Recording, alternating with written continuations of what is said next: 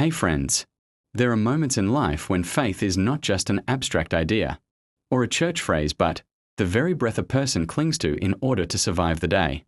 This was the reality for a woman we'll call Mrs. X, once a refined, educated, and accomplished lady, but now pressed down to the very lowest rung of poverty. Her story is not just about hunger being satisfied. It's about how God steps into the humblest kitchens, the barest rooms, and the most desperate hearts to prove that He sees. He hears, and He answers prayer in His perfect timing. Imagine this scene. A weary mother, already stripped of all the comforts her previous life might have afforded her, now faces an empty cupboard. No bread, no tea, no potatoes, not even a single bean. The daughter comes upstairs, her young voice carrying both alarm and sadness. "Mother, there is nothing left. Charles will soon be home, tired from work, and there will be nothing to put on the table. What shall we do?" What a question. Many of us might scramble for solutions, borrow from a neighbor, pawn a belonging, or simply sit in despair.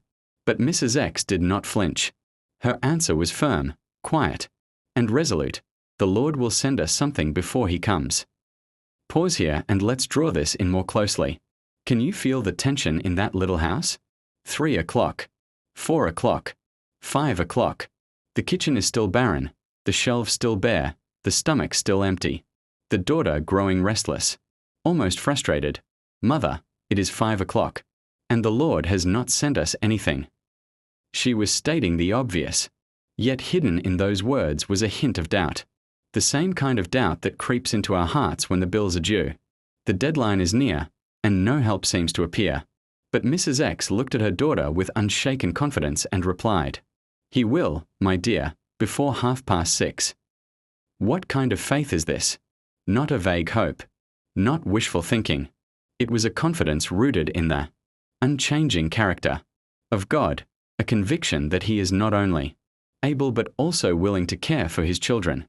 Then she withdrew into the adjoining room, not to grumble, not to plan, but to pray. This detail matters. She was not only asking for food. She was asking that her daughter might not learn unbelief from this experience, that she might see the reality of a God who answers prayer.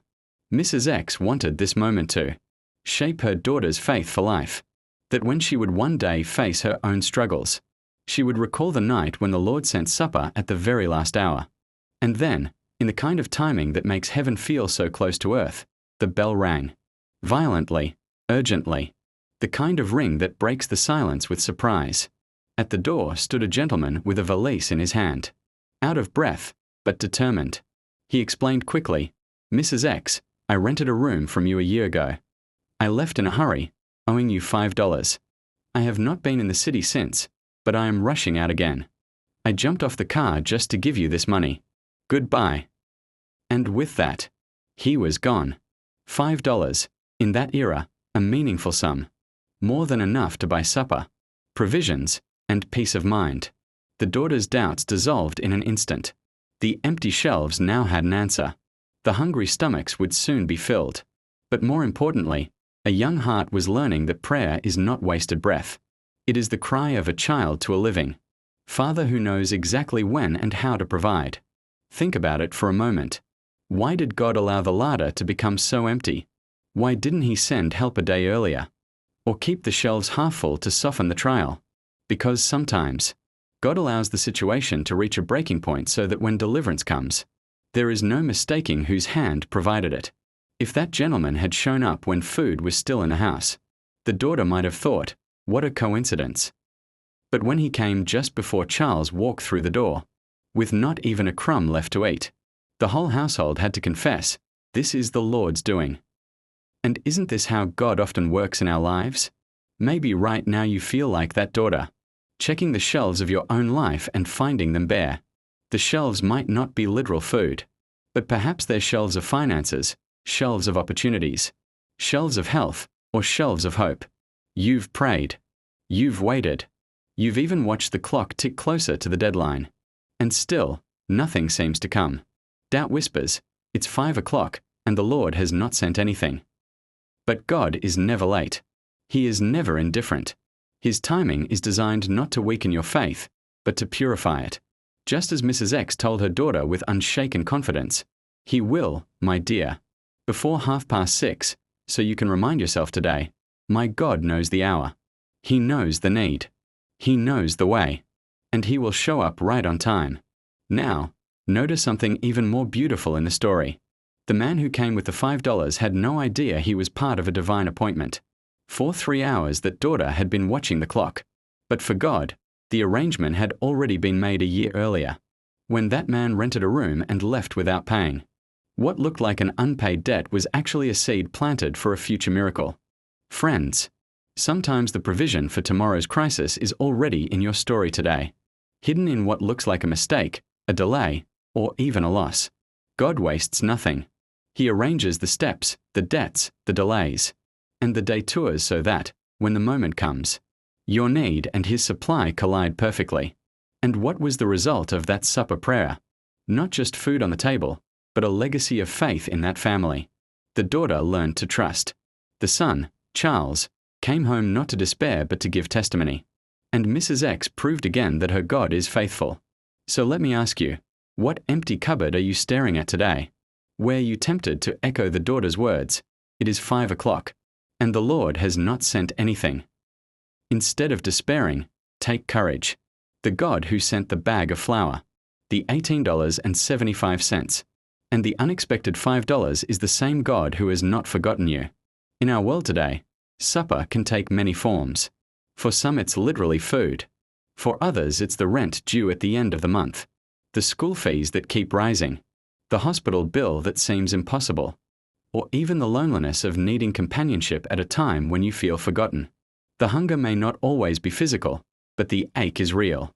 And just like Mrs. X, many find themselves at the bottom of the ladder, wondering where help will come from. Imagine this modern picture: a mother in Lagos, Port Harcourt, or New York, staring at her cupboard and realizing she cannot stretch the little she has for her children's next meal. She has prayed, but still the pots are empty. It's almost evening, and her children are about to return from school, hungry and tired. She hears the whisper of despair, "What will you do now?" And yet, her spirit recalls the stories of old, that God has not changed. He still hears. He still answers. And so, in her weakness, she kneels down and says, "Lord, let my children not be put to shame. Provide, O Lord." Now while she prays, someone across town feels a nudge in their heart. Buy food for that family. They don't fully understand why, but they obey. By the time the children step into the house, the aroma of hot rice fills the air, and their little eyes shine with surprise. What just happened? Heaven's timetable met Earth's need.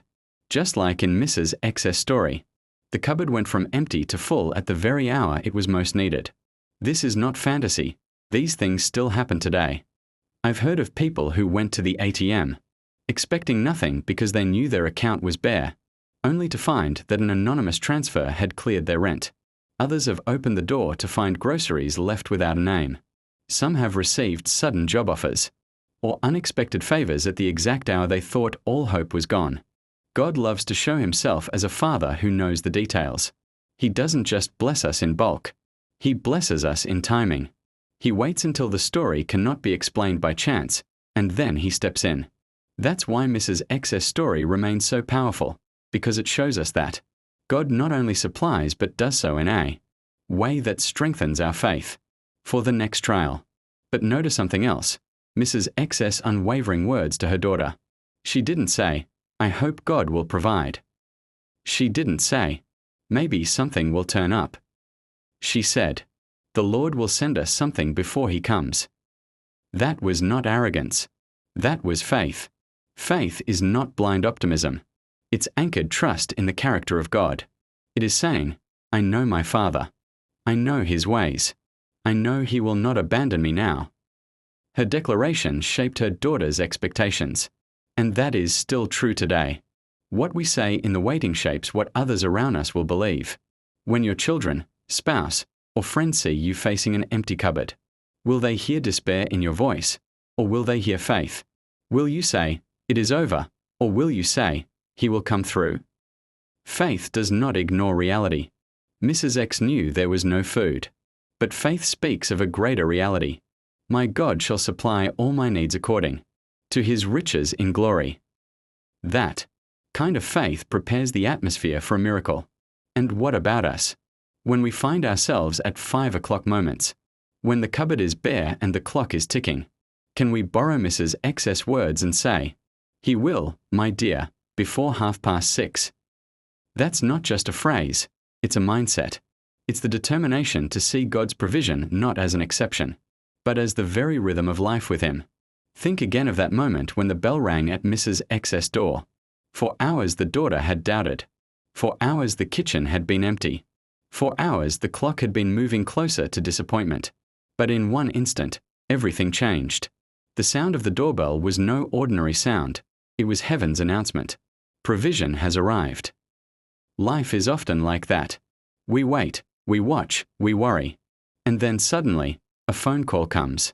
An opportunity appears, a door opens, or a person shows up, and everything shifts. What had looked impossible became simple because God moved behind the scenes long before we ever saw the outcome. The gentleman with the valise didn't suddenly decide that afternoon to pay his debt. God had been nudging him for days, even weeks, until the perfect moment came. This teaches us something crucial. God's answers are often already in motion while we are still praying. From our perspective, the cupboard is empty. From his perspective, the provision is already on the way, carried by someone who doesn't even realize they are an instrument in his hand. That is why Jesus said, "Your Father knows what you need before you ask him." Prayer is not about informing God of your lack. It's about aligning your heart with his timing. Now here's the challenge. Will you still believe when the cupboard looks empty? Will you hold fast when the clock strikes 5 and no answer has yet come? Because faith is not tested at 6:30 when the money is in your hand. Faith is tested at 5 o'clock, when the room feels silent and the shelves are bare. That's when your declaration matters most. That's when you either sow despair or you sow trust. And look at the fruit of trust. The daughter's faith grew.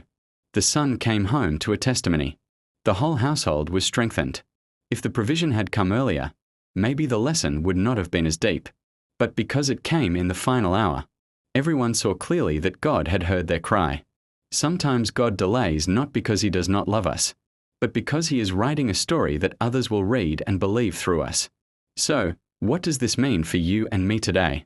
It means the next time you face an empty cupboard, whether financial, emotional, or spiritual, don't just panic or complain. Speak like Mrs. X. The Lord will send us something before 6:30. And then act as if the answer is already on the way. Because in truth, it is. God is never late. He has never failed one of his children, and he will not start with you. The same God who fed Elijah with ravens, who multiplied bread for thousands, who sent $18.75 at the exact hour, who brought a bag of flour to a praying mother, and who rang Mrs. X's doorbell with $5, is still the God who sits on the throne today. And when his answer comes, it won't just fill your cupboard. It will fill your heart with unshakable confidence that the God of yesterday is the God of today and forevermore. There's something remarkable about how God works in these moments. He doesn't just provide bread for the stomach. He provides lessons for the soul. The $5 in Mrs. X's hand would eventually be spent, but the story in her heart lived on. That memory became food that never ran out. It nourished her faith and became a testimony for her children and for generations. That's what real provision looks like. God is not merely supplying things. He is building trust. Think about your own life. How many times has God come through for you already? The rent was due, but somehow you paid it. The hospital bills piled up, but you recovered. The job interview felt hopeless, but the offer came. The exam seemed impossible, but you passed. The relationship felt broken, but restoration came. If you trace your steps carefully, you'll see doorbells you didn't ring, phone calls you didn't expect, and blessings you didn't plan. Those are not coincidences. Those are 5 o'clock mercies from a faithful Father. And here is the invitation. Don't keep these stories to yourself. Tell them. Write them down. Share them with your children, your friends, your church, your neighbors. Why? Because testimonies are not just for you. They are seeds of faith for others. The story of Mrs. X is still building faith nearly 2 centuries later. Not because of the money itself, but because of the God who answered. So, if today you're at your own 5 o'clock moment, let this chapter echo in your spirit. The Lord will send it before 6:30. Say out loud, even if your shelves are bare. Say it, even if your heart is trembling. Say it, because faith speaks what it believes before it sees.